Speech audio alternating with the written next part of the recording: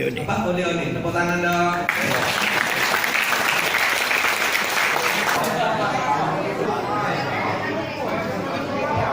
Bantuan dengan komposisi makan oleh-oleh bersama.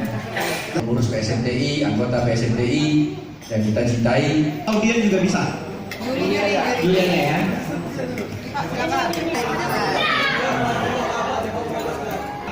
Sudah sisi semua pemenang onde-onde pada kontes PSMTI pada malam hari ini. Kreatif Tuna ini maksudnya adalah lebih kurangnya kalau kita terjemahkan ya memang kita harus sering ketemu sama keluarga, harus sering sama-sama dan harus selalu sering sama orang tua, ingat kan, tidak boleh kita lupa dengan jasa orang tua itu. Nah harapannya dengan kita sama-sama makan, kita sama-sama dengan kawan, keluarga, dengan sanak saudara, kita bisa rukun, bisa komunikasi, bisa silaturahmi.